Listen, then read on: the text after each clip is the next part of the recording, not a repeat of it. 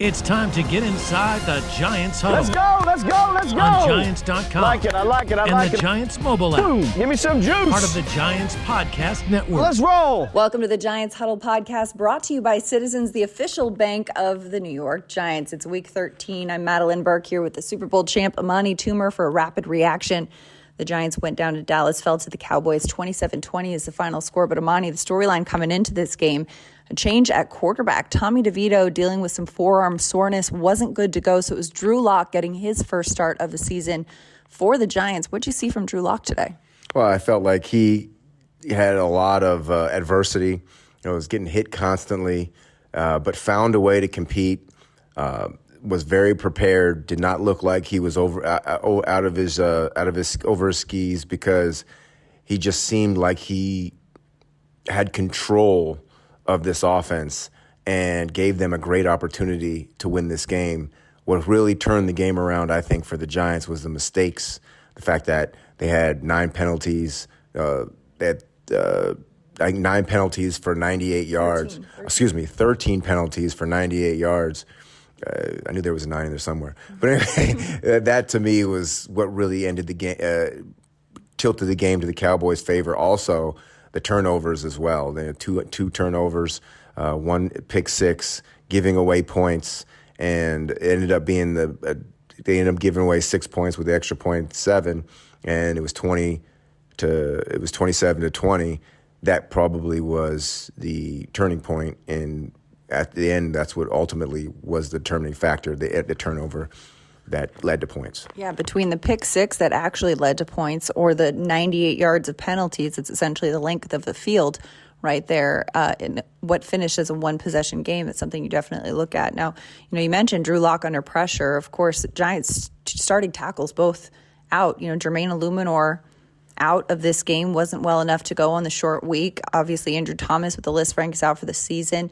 You got Chris Hubbard and Evan Neal starting at the tackle position, and Drew Lock was getting beat up back there today. He got sacked 6 times. Despite that, though, the first offensive drive, the Giants moved the ball down the field. Drew Lock had a 28-yard run to get them to the 1-yard line. Tyrone Tracy punches it in for a touchdown, and the Giants took the lead in the first quarter. It was the first time they had a lead since week 5 at Seattle, and they continued to press. They fell behind, but then down 27-13 in the fourth quarter, they played a little hurry up. They played with a little bit of tempo, got down the field, scored. Drew Lock ran it in this time for a 6-yard rushing touchdown. They tried to get the ball back, but Dallas held on to it, and the clock expired. But again, the fact that they were able to make it a game late, that says something, that shows you a little bit of fight in this team, that despite the now 2-10 record, they are still pressing for it. Wow, you just said a 2-10 record. Yeah, they are. That's a tough thing to overcome. I mean, no matter how you slice it, that looks very disappointing, very daunting. But you look at this team and you look at the effort, just the overall effort in terms of how they're competing, how they're preparing. It's just the details that this team is missing out on. And I feel like, if they can tackle better, all the missed tackles. I think there was some point in the game where when the announcer said that the Cowboys had 80 yards after contact. Not just the Cowboys, Rico Dowdle, who had his first 100-yard rushing game of his career. 100-yard rushing, and 80 of those yards came after contact, which just shows that tackling, which is a point of emphasis for this Giants team the past several weeks, continues to be so. Yeah, it's funny that it's coming up now, because tackling is something that you deal with in the preseason, you deal with in the offseason, you constantly are drilling it. And by now, it's almost too late to say, we got to learn how to tackle better. You're 2-10, you're 12 games into the season, and you're talking about tackling. That is a big red flag when it comes to a team that wants to compete and win at the NFL level, at any level, not just NFL, any level, because the whole game is about blocking and tackling, and our offensive line has struggled blocking. Drew Lock showed the worst for wear after the game, and the 80 yards after contact from Dowdle, Rico Dowdle, that to me that says a lot right there. Huddle up, get in here. If you're lined up here, you gotta go over the middle with it to score. Right. How do we make that happen? I don't know. But Citizens does. Make sense of your money with Citizens, official bank of Eli Manning.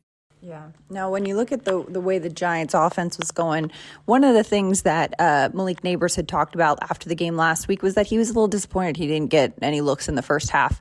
Last Sunday's loss to the Buccaneers. He talked about it earlier this week in the locker room, saying, you know what, it's important for me to get going early so I can get into the rhythm of a game.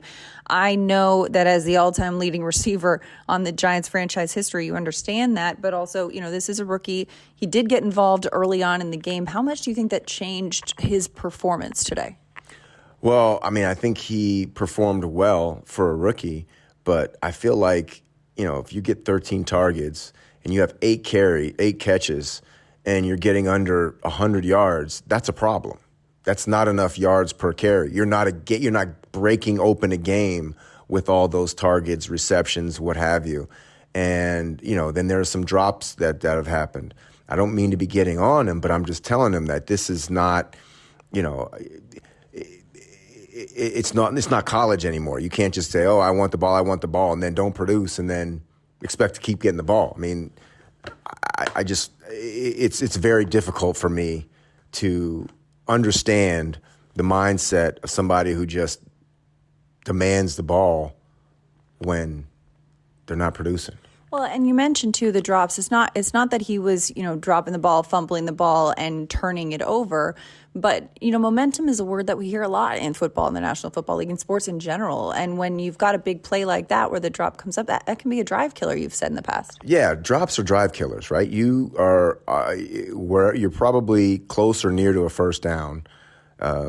And sometimes if it's on third down, that's either you're going to catch the ball, you stay on the field, you drop the ball, your whole offense goes off the field. So I don't think people realize how dramatic drops are. And for young receivers, I don't know if they understand that this isn't college and one drive could end the game. You don't have endless amount of opportunities to score.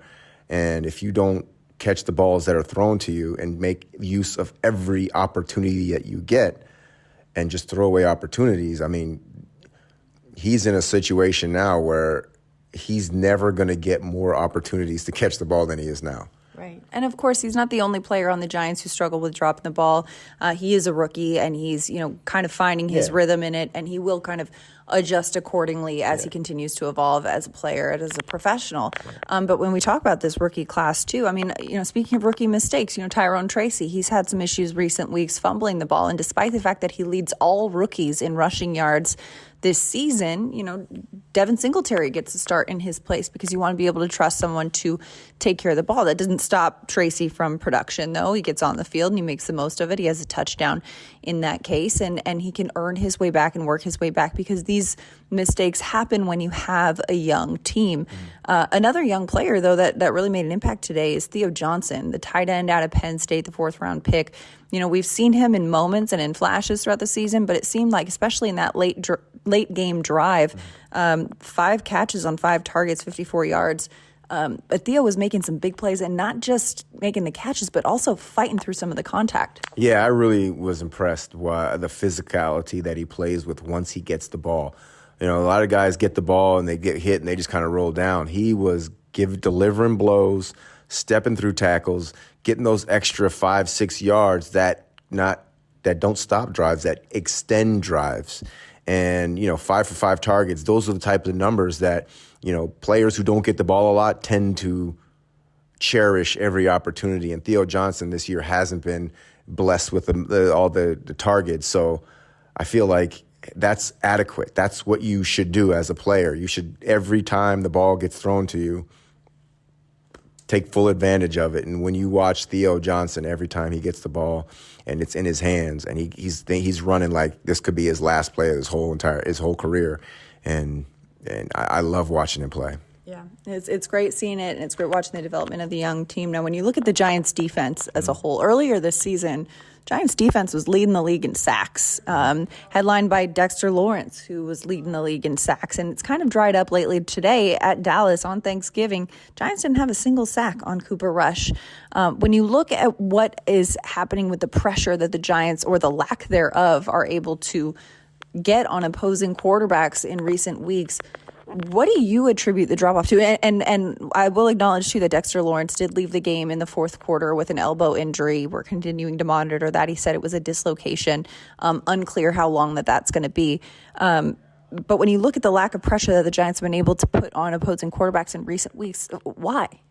It has a lot to do with the fact that they can't stop the run. So if you don't stop the run, then the teams are going to keep running the ball, and they're going to throw, and they're going to go into play action, and it's going to slow down the pass rush.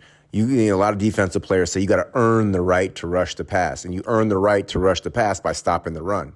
And if you can't do that, then they're just going to run the ball, and you're never going to see who's the best pass rusher because they're not usually going to be in situations where they're having to throw the football. So if you can stop the run, you get to earn your stripes and earn your opportunity to rush the passer. And this Giants team for the last 5-6 weeks hasn't done that, and subsequently their numbers for their sack numbers, quarterback pressures, quarterback hits has gone down dramatically. If you want to know how to manage 2 minutes of crunch time football, I'm your man. But if you're wondering about a long-term financial plan, you should talk to Citizens. Hey, I can also talk lawn care. I'd like to learn about a mowing routine. Yes, I knew I could help.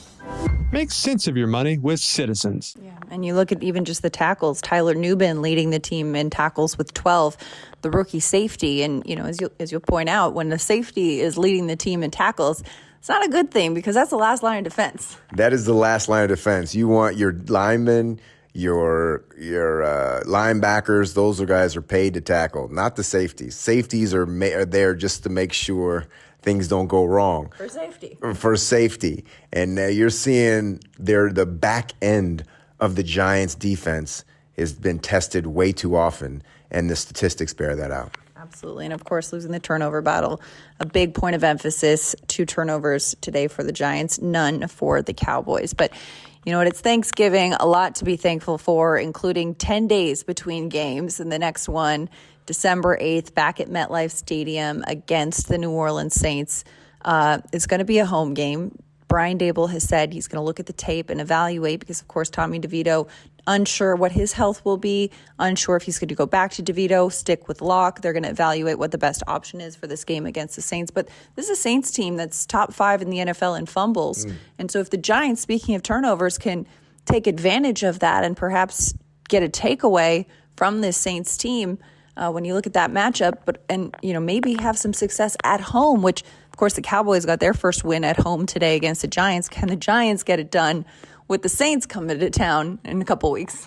That's $1 million question because both of the Giants' wins, one was in Cleveland, one was in Seattle. The Giants haven't won at home, so that's going to be interesting. But I'm telling you, if they can't tackle Alvin Kamara, get him to the ground, and who knows the status of Dexter. Hopefully Dexter Lawrence is going to be able to play, but we'd be speculating because we don't know right now. But, man, it's going to be it seems like a very, very tall task because I think that Saints offensive line is pretty good. And they got a lot of different weapons, and Taysom Hill. Of course, Carr is a good quarterback. Maybe Olave will be back. So there's a lot of players there that they have that can break games open. So if it's going to be very interesting to see how this whole thing shakes out. But first, we've got to find out the injury report, see who is going to be playing on this Giants team. And luckily for the Giants, they've got a long stretch here between games to get healthy and get right. But a tough one for the Giants. 27-20 is the final score as the Giants fall to the Cowboys on Thanksgiving Day. But still, lots to be thankful for, including us thankful for you listening to this episode of the Giants Huddle podcast, Rapid Reaction. And just a reminder, Giants Huddle brought to you by Citizens, the official bank of the New York Giants. For Amani, Toomer, I'm Madelyn Burke. That's a wrap.